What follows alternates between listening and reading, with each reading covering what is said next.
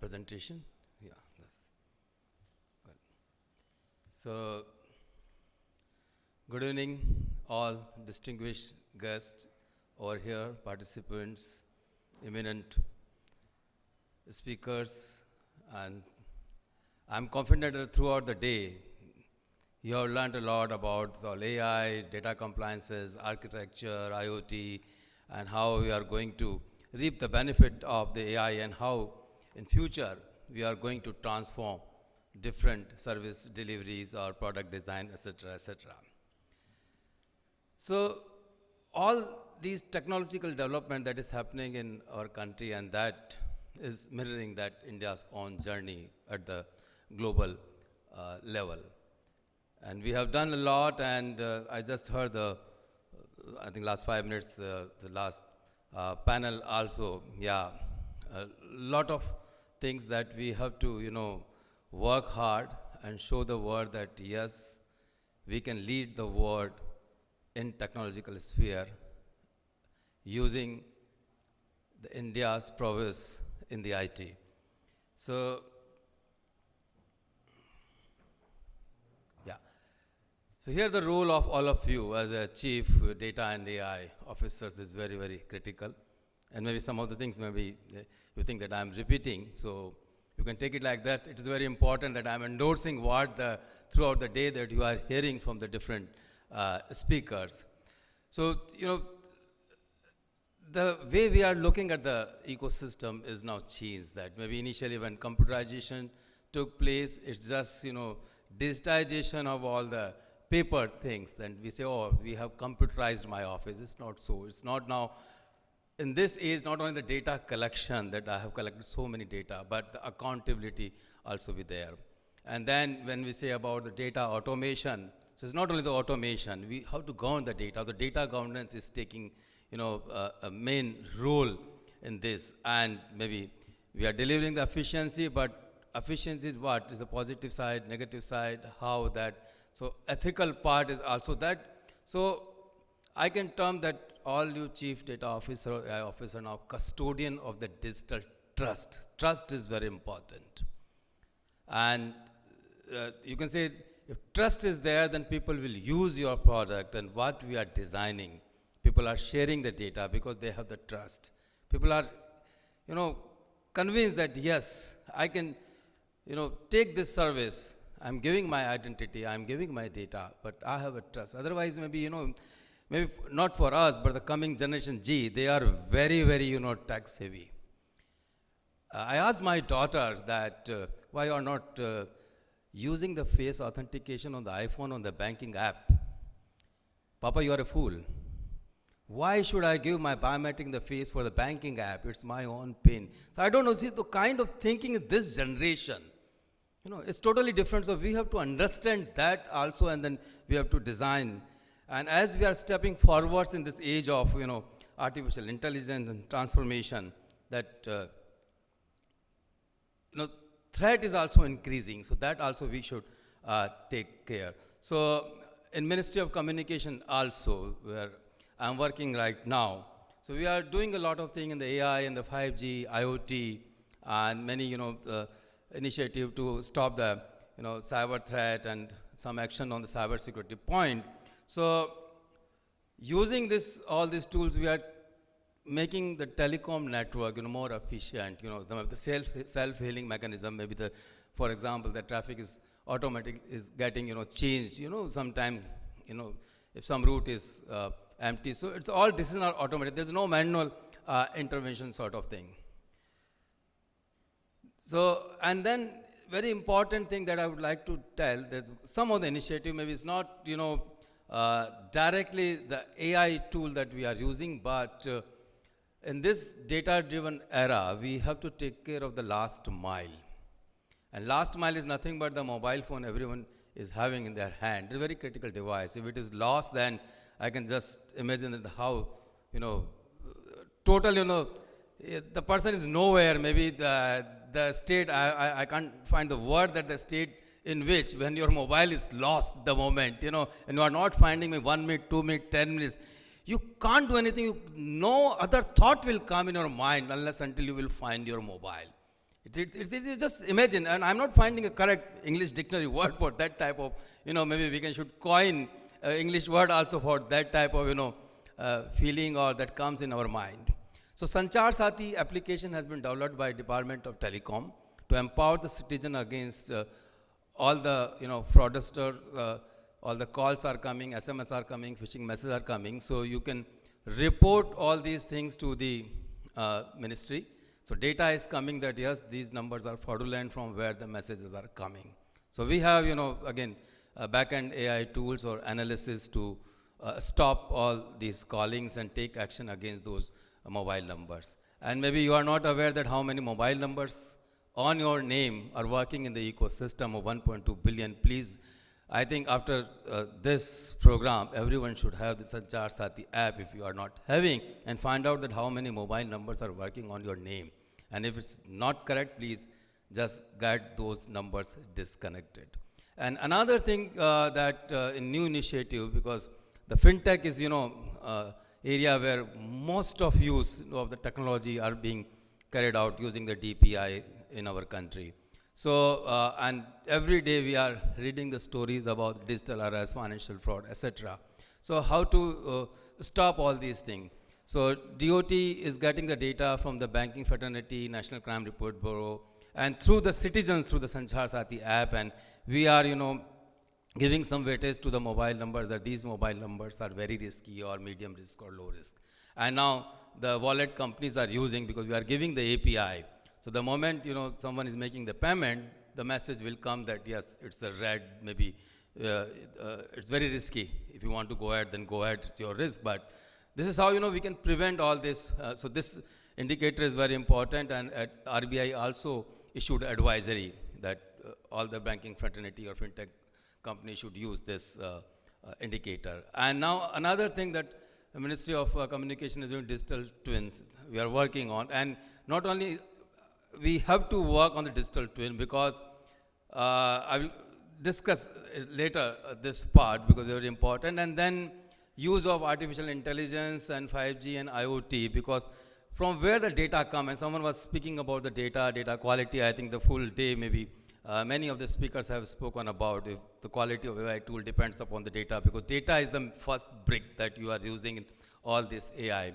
So when 5G is coming, that has the capability to, communicate with millions of, sensors, and machine to machine, communication. Everything is possible through the 5G. So lots of data will come, and already 5G labs in 100 universities have been open to, test the prototype, all the 5G related applications, and even the MIT has also have 600 AI labs. So all these things we have to work and do innovations, and keeping in view all the existing rules and regulation, and the customer, the last mile in the mind. That is very important. And of course, all these things, maybe someone was mentioned, and no talk, is complete if we'll not mention about the India's digital public good infrastructure, right from Aadhaar. Because when we talk about the personal data, so whose data personally, so we have to tag that personal identification 100% correct, so that is the Aadhaar. Now, even the telcos, maybe you have seen that messages are coming, and everyone has to, biometrically verify that yes, I am such and such. So we have to clean the data. So bank also we are, giving our Aadhaar and biometric authentication. So everything is getting cleaned. So single source of data that yes, this data belongs to me. I am biometrically authenticating. So this is how we are weeding out all the fake and duplicates from the system. And UPI, of course, everyone knows there's no need to, explain. This is a flagship program, or I can say that it has shown the world that billions of transactions in a month, and that too at the chai wala, kirana store, small store, remote corner of our country. And all these things are possible because of the connectivity from which ministry I am coming. And DG Locker, of course, that is again a DPI, and DC in 5G. So all these things, there's lots of DPI. So that whatever we are designing the system along with, coupled with the digital public good infrastructure. So nowadays we can't think in silos that yes, I have done something, I have done something. We have to think through the 360 degree, each and every, area, how to collaborate among the complete eco system, then only, we can have a robust digital ecosystem and boost the economy. And one more thing before, coming to this data governance point, there are two recent initiatives that has been taken from the fraud point of view. The DOT is going to start the calling name presentation. That if someone is calling you, your name will be flashed on the mobile. That pilot is underway. So that is very important because you don't know who is calling you and asking about something. So that is one thing that has come. And another thing is the mobile number validation, because whenever in system you are taking the mobile number, whether it's the HR system of the company or wherever we are taking the data, right, about a person, we ask the mobile number invariably because lots of communication will go through the mobile. But the mobile number belongs to that person or not, how you are verifying. So that API is also, being tested. So that will also come, mobile number validation. And data governance that we should have more focus. So one is, of course, the quality and integrity. I again mentioned the quality of data is very important, from where you are sourcing the data, how you are collecting the data, and how you are transmitting the data. So all these things, because all these leads to trust also. For example, when I worked in the Aadhaar, so everyone is having the Aadhaar, and all of you have enrolled in the Aadhaar ecosystem. On the screen when you are giving your data, so at then and there it is getting encrypted, right? And then it is getting transferred. So maybe that encrypted packet, maybe people are now telling that using the quantum, maybe, one can break, but just leave aside quantum. When we design the system, it's in a foolproof system as such that no one can easily take the packet and extract this. And privacy and the protection. Now DPDP Act is in place, and discussions are going on in the industry across the ecosystem. So, and the AI is nothing but, again, it's just data, and data comes to this DPDP, the privacy. By design, we have to ensure in any system, because data is flowing like anything. Maybe data is generating here also. I'm speaking, the CCTV, you are communicating. So everywhere data is getting generated, that data is going. And I think I'm hearing, in the morning someone was telling that example of the Uber, that many data points are getting generated. So everywhere, maybe it's not only Uber, the Apple phone, even the way you are seeing, you are typing, and what is the difference between the two stroke after A, I press the B, and all these things, one can figure it out that actually I am typing or someone else is typing.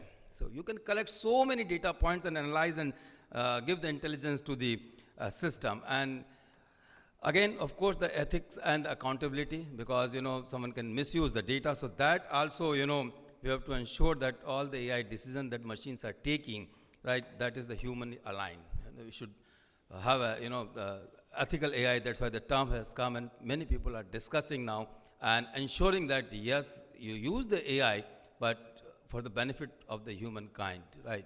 Not for the destruction purpose, like we see in the old sci-fi movies, etc.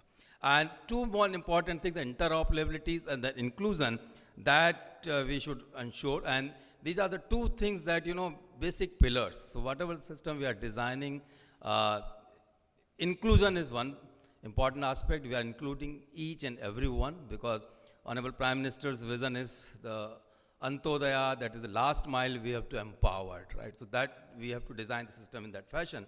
And interoperability, the system should talk. And because of this, this UPI is working so wonderful, because whether it's a WhatsApp, PhonePe, any bank, any app, it's being used. So we have to create the innovation. We all are here, and we are contributing to innovation, whether it's the AI-driven network management, predictive congestion control, just some of the things I have written. So maybe you all are experts, so I'm not going to dwell into this, but yes, we can have a more and more, solutions and innovative ways, right, using all these tools. And because 5G is there and data is coming, so we have to ensure that the power of the 5G, the ultra low latency, that's enabling the real-time intelligence. So here, again, I will explain the digital twin. That is, maybe many of you are already aware about what digital twin is simply just a virtual replica of physical asset, you can say, or any process control, any industry, manufacturing, or telecom towers, or how the traffic is going. But the data that we are feeding in the real time, so maybe the real time data is coming from the manufacturing industry to the digital twin. So you can test whatever new things you want to do.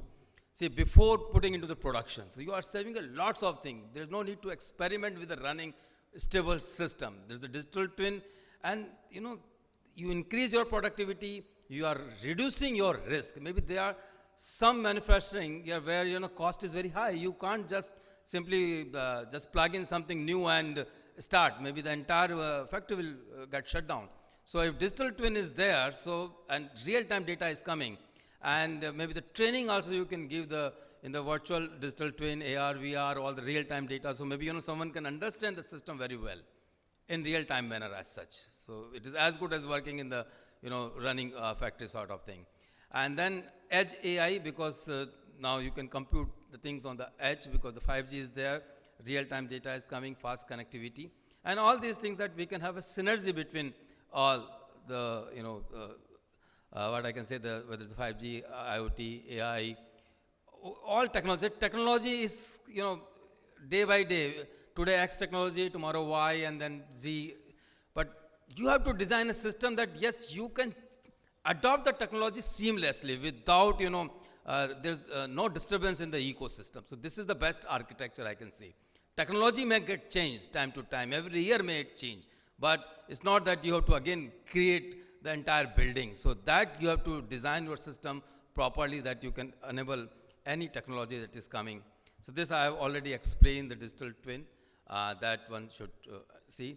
And then finally, because you all are here, so something, when I'm working in the field and seeing lots of things, where I take the decision, even in the government and my interact with industry, so that what we are doing, we have to go on by design. It's not the audit.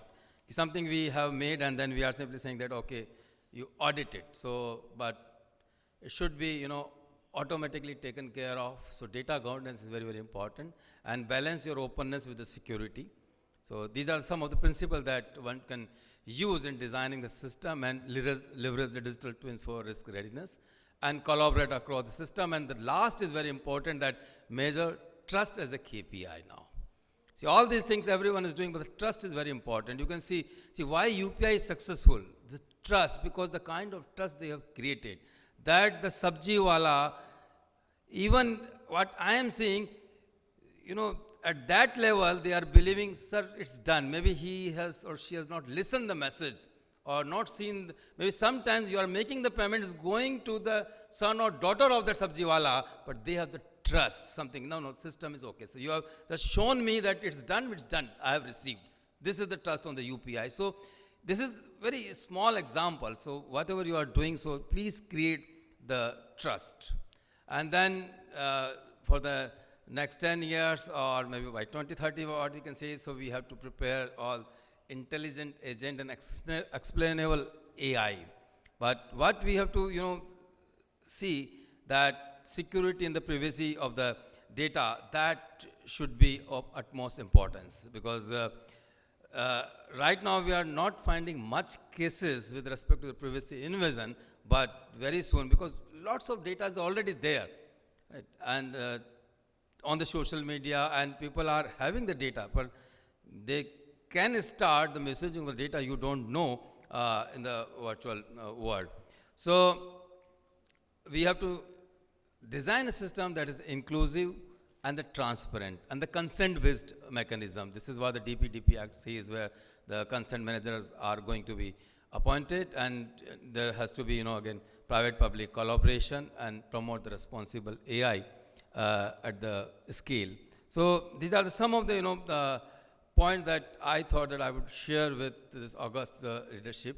And finally, I will end that this data may fuel the economy, but trust fuels the society. So I explained the trust with the UPI example, because trust is very, very important. Whatever you are designing in coming days, without trust, no one is going to share the data. And maybe I was, I think, speaking in one of the events on the same topic, that very soon we may have, the ratings also on the trust, that, okay, this is the AAA rated, sort of that entity where you can have 100% trust sort of thing, or here the less trust AA, or very risky that, so just like that, we have coined this financial risk indicator. So India's digital model, so Bharat digital model, is built on the inclusion, consent, and the accountability, and that is guiding the world in responsible AI and the digital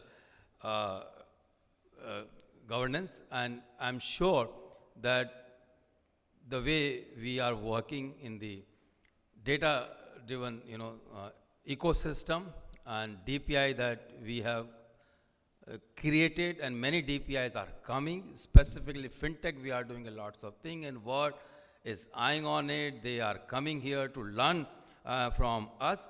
So, what I can say that in next 10 years, we are going to build a trusted digital Bharat. So everyone can trust and start using the AI tools that is going to be developed in our country, all the models that we will have, and complete trust on them. So this is how I end my talk. And in the end, because it's award function, so congratulations to all the participants and award winners. And let's build an intelligent, inclusive, and trusted digital future. Jai Hind.